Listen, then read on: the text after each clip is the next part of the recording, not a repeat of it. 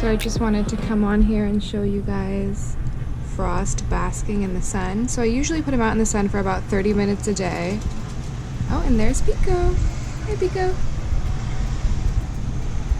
So whenever they bask, they usually double and triple in size. So usually this right here isn't that big. So you can see, like, if I touch his neck, he'll tuck it back in. So that's him, his normal size. But when they get larger, that's when they absorb the vitamin D, absorb the UV rays.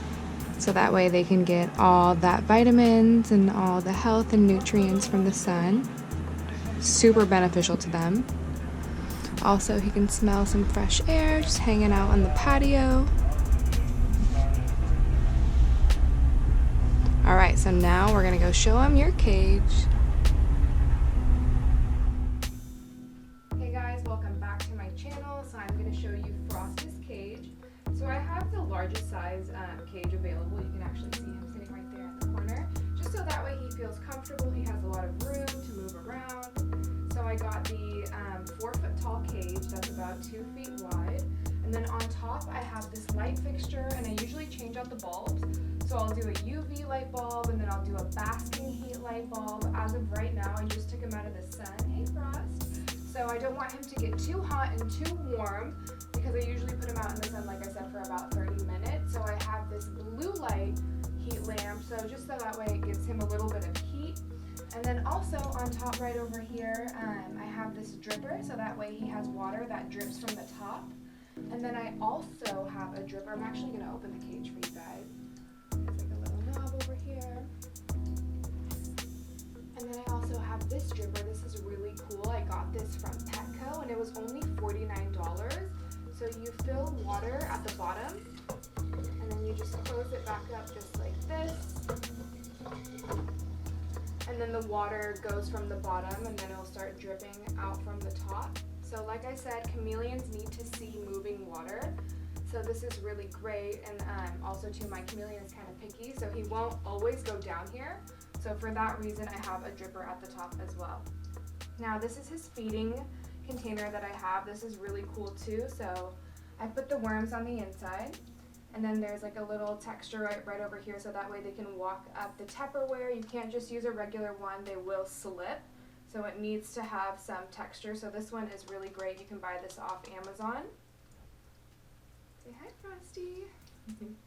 I wish he would eat for you guys. It's so cool. He literally like shoots his tongue out and then eats the worm. It's pretty fun.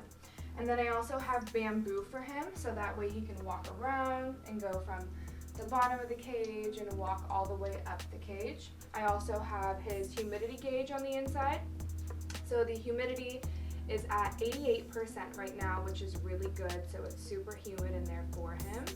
And then I also have these training pads that are usually for dogs. These are really nice, really convenient if there's any spilling or if anything happens, just so that way it's easy cleanup. You don't have water at the bottom of the cage.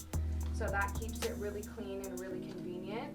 And then right over here on the side, I have all of his belongings. So like I said, I just took out his heat lamp. The heat lamp that I recommend is this heat lamp right over here. I'm gonna go ahead and link it for you down below.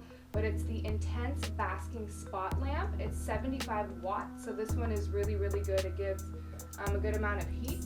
And then I also have Repticalcium for him, so this is good. It's a powder that you just add to the worms, and it gives them calcium.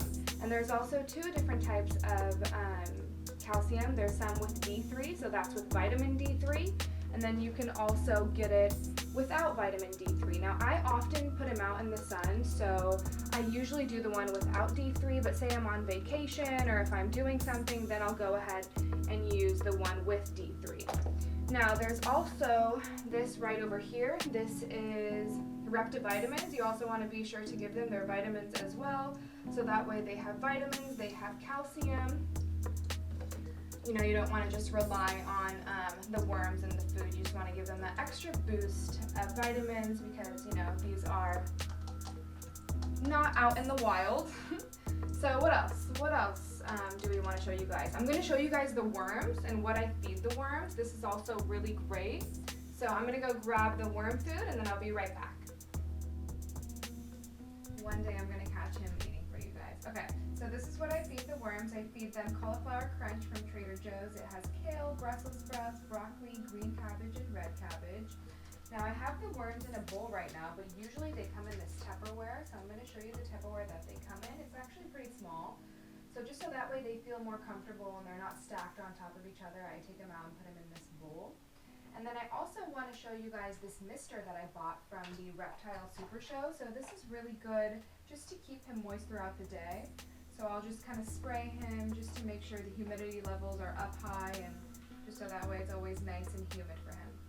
Alright you guys, thank you so much for watching my video, and like I said, hopefully one day I'll catch him eating for you guys so you guys can see that it's pretty cool. If you guys have any questions about reptiles, the setup, or anything, feel free to comment me down below and I would love to answer them for you. But until now, enjoy your day, take care, and I can't wait to see you on the next one. Alright, bye.